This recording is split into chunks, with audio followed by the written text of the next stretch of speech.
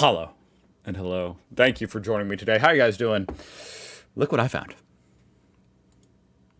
Culture shock. Germany, real thoughts from Americans surviving the Bundesrepublik.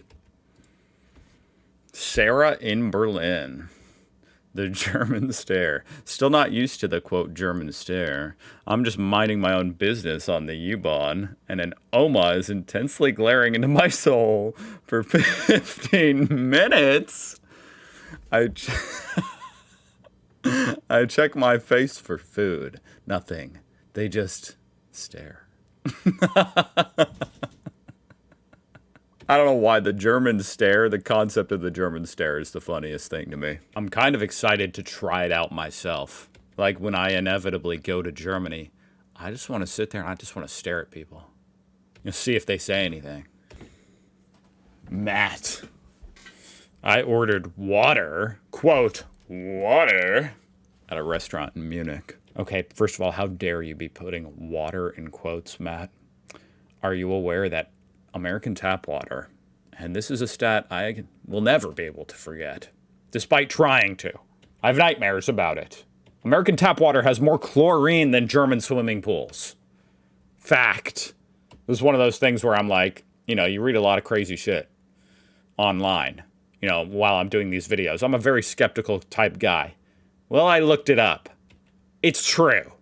Which also does explain, I think, you guys have a very serious, protocol as far as, you must shower before going in the pool. It's because your pools just aren't filled to the brim with chlorine. Like, in an American swimming pool, no one cares. Because the pool is, it's mostly not even water. It's mostly acidic slop that will burn off any bacteria that you have on you. So, it doesn't matter. I mean, you poop in the pool here in America, people don't even get out. I'm just kidding. No, that's actually not, that's not true. If a kid poops in the pool, it's like, oh, everybody out.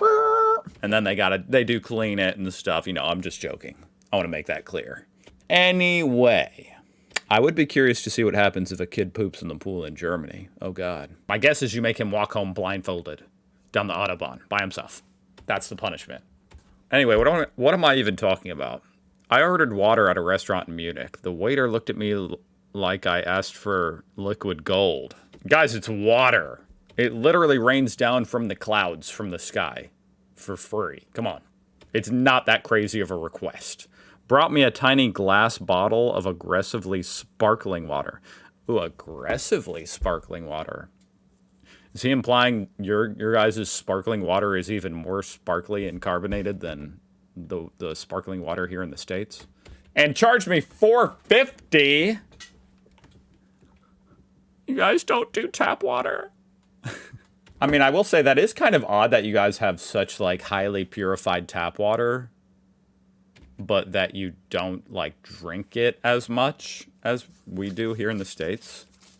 You'd think that would be the other way around, $4.50 is an absolute freaking scam for anything, let alone water. This feels like kind of an insane question, but yes, sparkling water in Germany is typically much more carbonated. There you go. See, the more you freaking know, man. That's bizarre. The difference in fizziness is measurable by the volume of dissolved CO2 in the water. Okay, all right. Let's get the numbers, guys. Roughly 5.2 to 5.7 something per liter. Okay. And in German, classic water, it's 7. So that's a good 40% more sparkles per liter. It's about as fizzy as a can of soda. All right. Emily expats. It's my first Sunday living in Germany. I went to go grocery shopping and everything is closed. Not just closing early, I mean completely abandoned. It's a ghost town. Guess I'm eating leftover pretzels for dinner. It could be worse. I've never had a leftover pretzel. I've never not finished a pretzel. I also, frankly, don't know how you move to Germany and don't know that stuff is closed on Sunday, but, it is what it is. I'm not judging. It's 95 degrees Fahrenheit in my apartment right now. No AC. How the hell is it 95? Holy shit. But if I try to open 2 windows to get a breeze going, my German roommates panic because of Zugluft, a draft. Apparently a light cross breeze is a lethal medical hazard here. Wait, what? I thought you guys like the draft. Like, don't you purposely make a draft? Isn't that what the Luften, like the whole point of the Luft is? Luften? Oh my goodness. You're 100% correct that Germans are obsessed with Luften. But in German cultural consciousness, Luften and Zugluft are 2 entirely different, diametrically opposed phenomena. Luften is intentional, highly regulated. Of course it is. And considered absolutely vital for your health. Zugluft, on the other hand, is a continuous passive stream of air. According to widespread German folk medicine, Zugluft is a targeted strike on the human immune system. The hell, guys? The enemy, the draft itself. You guys are draft dodgers like Trump. The symptoms. If you ask a German what Zugluft causes, they will confidently tell you it leads to an immediately stiff neck. Okay, I'm sorry. I don't mean to laugh literally at you guys, so I'm sorry. This could be true. I've never heard of it. This could explain all my problems. I'm never going outside again. Muscle cramps, severe colds, eye infections, and even facial paralysis. Holy shit. Okay, I don't know what to say about all that. I am curious if that's like, if Germans like is that actually commonly like believed, or is that like kind of like an old wives' tale type thing that like, you know, like mostly older generations think?